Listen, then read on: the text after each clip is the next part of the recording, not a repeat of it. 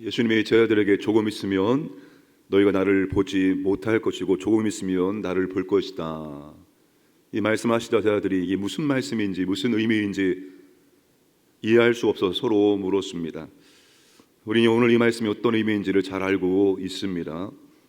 조금 있으면 예수님께 십자가에서 죽으실 것입니다.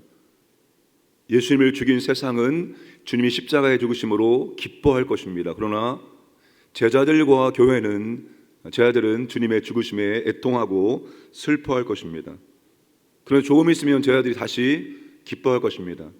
예수님이 죽으시고 부활하시고 승천하여서 제자들에게 성령님을 보내주심으로 주님이 그들과 함께 할 것이기 때문입니다.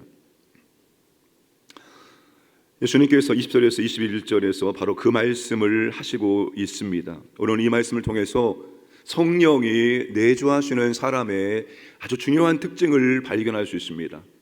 우리가 성령의 사람이라면, 성령이 우리를 내주하시고 우리를 통치한다면 반드시 나타나야 할 그런 모습입니다. 20절에서 22절 말씀을 다시 보겠습니다. 내가 진실로 진실로 너희에게 이르노니 너희는 곡하고 애통하겠으나 세상은 기뻐하리라. 너희는 근심하겠으나 너희 근심이 도리어 기쁨이 되리라. 21절에 근심하나 아기를 낳으면 세상에 사람 난 기쁨으로 말미암아 그 고통을 다시 기억하지 아니하느니라. 22절 지금은 너희가 근심하나 내가 다시 너희를 보리니 너희 마음이 기쁠 것이요 너희 기쁨을 빼앗을 자가 없으리라. 반복되고 있는 단어가 뭐죠? 기쁨입니다. 기쁨. 성령이 내주하시는 성도의 중요한 특징은 잠시 슬퍼하고 근심하고 염려하고 걱정할 수 있으나 영원히 기뻐한다는 것입니다. 다른 어떤 것의 기쁨을 빼앗기지 않는다는 것입니다. 사랑하는 여러분, 성령의 사람도 근심할 수 있습니다. 슬퍼할 수 있습니다. 걱정할 수 있습니다. 정말로 마음 괴로워할 수 있습니다. 눈물을 흘릴 수 있습니다.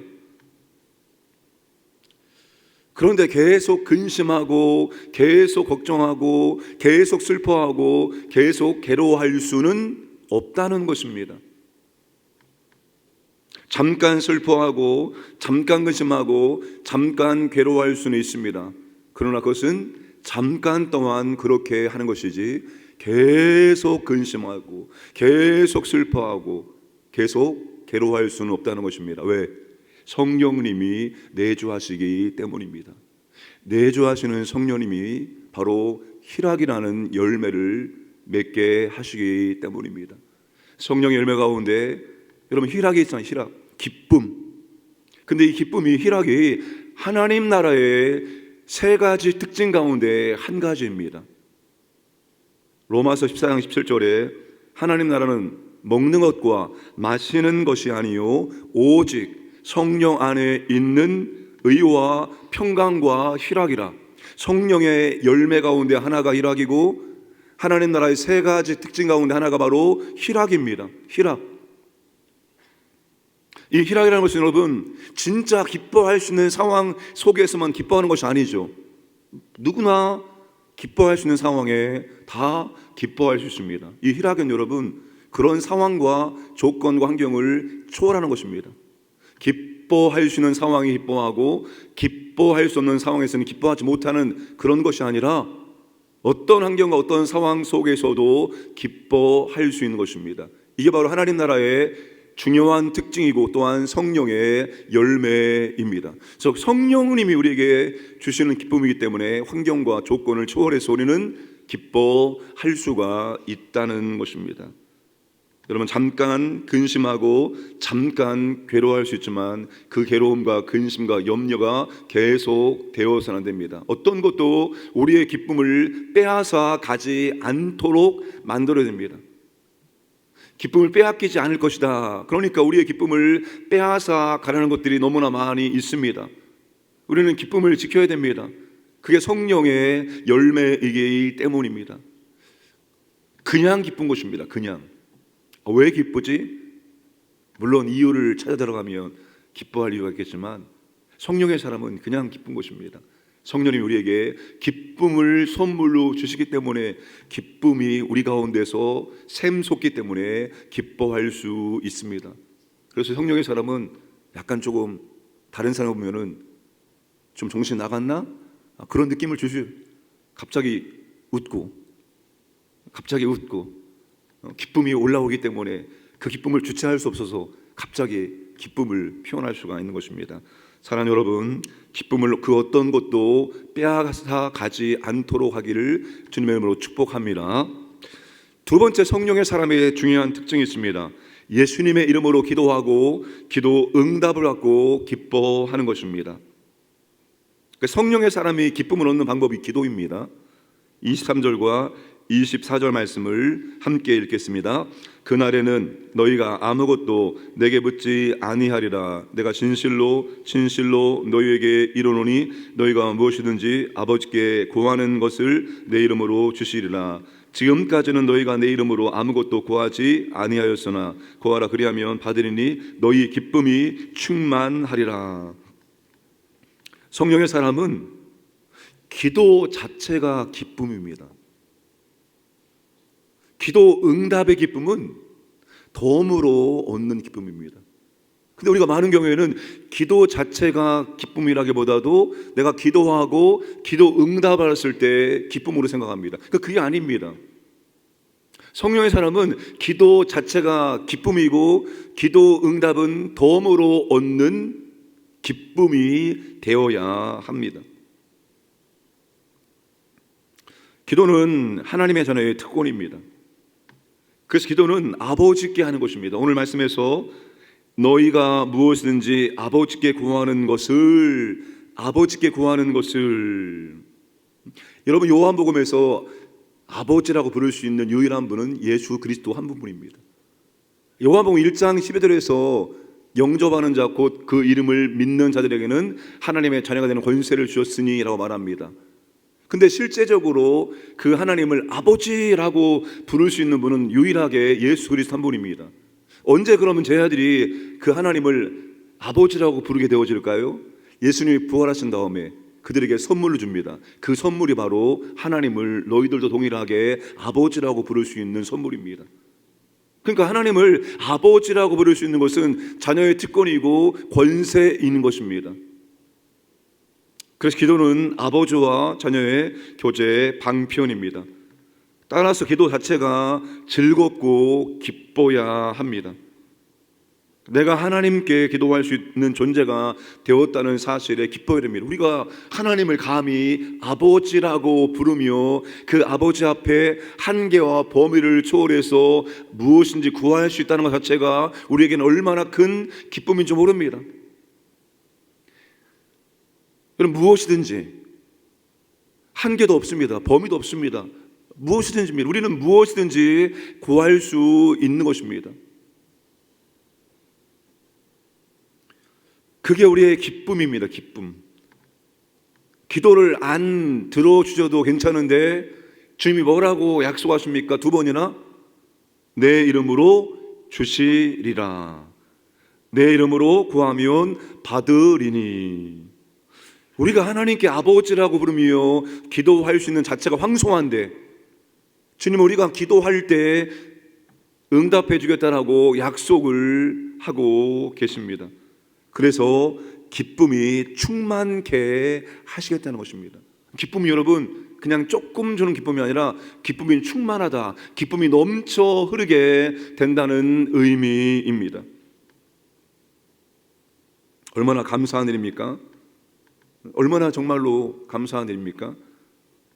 기도의 특권이 얼마나 대단한 특권입니까? 기도하지 않고 신앙생활을 잘 할 수 있을까요? 없을까요? 기도하지 않고 신앙생활을 잘하시는 성도님이라는 말은 맞지 않습니다. 기도하지 않으면 신앙생활을 잘 할 수 없습니다. 우리가 여러분 기도가 하나님 아버지와 기쁨의 교제의 방편이 되기 위해서는 많이 구하고 많이 응답받는 것이 아닙니다.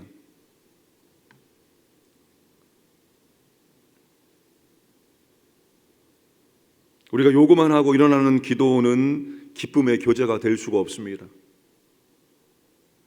부모는 자녀와 별것도 아닌 것, 시시콜콜한 것을 가지고 함께 대화하기를 원하는 것입니다. 그냥 부모는 자녀가 내 옆에 와주는 걸 기다리는 것입니다. 내 옆에 와서 정말 아주 중요한 거 아닙니다. 심한 거 아닙니다. 아주 사소한, 일상의 사소한 것을 제잘거리면서 말해 주기를 원하는 겁니다. 그 자녀를 사랑하기 때문에 자녀가 나와 함께 해 주기를 원하는 것입니다. 그게 부모의 마음입니다. 굳이 왜 하나님께서 우리에게 기도를 강조하고 기도하면 약속을 드려주겠다 이렇게 막 말씀하십니까? 그 하나님께서 우리와 함께 교제하기를 원하시는 겁니다. 네가 좀 나를 찾고 내 앞에서 나와 함께 하길 원하고 내게 모든 너의 삶을 얘기하고 내게도 너의 삶을 알려주고 너의 고민도 알려주고 그냥 그렇게 우리와 교제하기를 원하시는 거예요. 그래서 그렇게 하나님께서 주님이 큰 약속하신 겁니다. 무엇인지 구하라 내 이름으로 받으리라. 근데 주님의 포인트는 그게 아닙니다. 구하면 응답받는다, 그게 포인트가 아니에요. 기쁨의 교제가 기도이다, 이것을 주님께서 강조하고 싶은 것입니다. 하나님은 우리가 하나님을 찾고 부르고 하나님과 교제하길 원하십니다. 우리의 마음의 생각과 감정과 우리의 일상의 사소한 것들도 하나님께 말씀드리기를 원하고 우리의 인생의 작은 문제일지라도 하나님께 고백하며 하나님께 문의하고 하나님께 상의하고 하나님께 도움을 구하고, 그게 하나님께서 우리에게 원하시는 것입니다. 아버지이기 때문에 그렇습니다. 우리를 자녀 삼아주셨기 때문에 아버지는 자녀와 교제하기를 원하시기 때문입니다. 그러니 여러분, 기도를 내가 힘들고 어려울 때 하나님의 은혜를 구해서 하나님의 은혜와 사랑을 받고 기도 응답받는 것도 중요하지만 더 중요한 것은 교제의 방편입니다. 교제의 방편으로 삼아야 됩니다. 기도 자체가 우리에게 기쁨과 즐거움이 되어야 되는 것입니다. 의무가 되면 안 됩니다. 여러분, 신앙생활의 모든 것들은 의무가 되어지는 순간 재미가 없어집니다. 의무가 되어지는 순간 모든 게 귀찮고 짜증나고 힘듭니다. 예배도 의무가 되어지면 그렇습니다. 봉사와 성경도 의무가 되어지면 그렇습니다. 기도도 의무가 되어지면 그렇습니다. 다 재미없습니다. 어쩔 수 없이 한게 버티는 겁니다. 그게 아닙니다. 신앙은, 신앙생활의 모든 것들은 기쁨으로 하는 것입니다. 기쁨으로 하는 것입니다. 기쁨으로 예배드리고 또 예배드리면 기뻐지고, 기쁨으로 기도하고 또 기도하면 기뻐지고, 기쁨으로 봉사하고 섬기고 또 봉사하고 섬기면 기뻐지고, 이 순환이 계속해서 우리 가운데 이루어져야 되는 겁니다. 기쁘지 않다, 예배가 기쁘지 않다, 기도가 기쁘지 않다, 봉사하고 섬김이 기쁘지 않다, 뭔가 문제가 있는 것입니다. 뭔가 문제가 있는 거예요. 하나님과의 관계 속에서, 주님 관계 속에서 뭔가 문제가 생기기 때문에 기쁘지 않은 겁니다. 기도 자체가, 예배 자체가, 봉사 자체가, 훈련을 받는 자체가, 섬김의 자체가 우리의 기쁨이 되어져야 한다는 것입니다. 여러분, 기도가 기쁨 되기를 원합니다. 기도가 하나님과 교제하는 거기 때문에 내가 지금 하나님 앞에 있는 것입니다. 지금 하나님이 내 앞에 계십니다. 하나님과 여러분 모든 것들을 나누고 교제하고 기도하고, 기도가 기쁨 되기를 주님의 이름으로 축복합니다. 그러면 여러분, 기도가 기쁨 되어지면 밤새 기도해도 허리는 아파도 지루하진 않을 것입니다. 사랑하는 여러분, 기도가 기쁨 되길 원합니다. 저는 금요 성령기도회가 의무가 되지 않길 원합니다. 그래서 중직자 다 나와라 라고 말하지 않습니다. 그렇게 되어지면 의무가 되어질 수 있기 때문입니다. 원래 중직자는 당연히 나와야 됩니다. 나오는 거예요. 그러나 중직자 나와라 하면 또 의무가 되어지기 때문에 그렇게 하고 싶지는 않습니다. 기쁨에 의해서 이 자리가, 이 기도의 자리가 기쁨의 자리가 되어야 됩니다. 여러분의 예배의 자리가 기쁨의 자리가 되어야 돼요. 그냥 그 자리에 앉아 있는 순간, 아니 앉는 순간 내 마음이 평안해지고 내 마음이 기뻐지고, 그게 여러분 예배의 자리고 기도의 자리가 되어져야 되는 것입니다. 악인들은 더 높은 자리를 찾기 위해서 분주하게 이리 뛰고 저리 뛰지만, 우리는 우리의 자리가 그게 기쁨의 자리가 아니라 예배의 자리가, 기도의 자리가, 섬김의 자리가 우리의 기쁨의 자리가 되는 줄로 믿으시기 바랍니다. 진심으로 기쁘기 때문에 하시기를 주님의 이름으로 축복합니다. 아버지 하나님 감사드립니다. 오늘도 우리에게 하루를 선물로 허락하시고 오늘도 하나님 말씀으로 기도로 하루의 문을 활짝 열게 하심을 감사드립니다. 우리 주님, 새벽 오히려 미명에 한적한 곳에서 먼저 기도하시고 하루를 시작하셨습니다.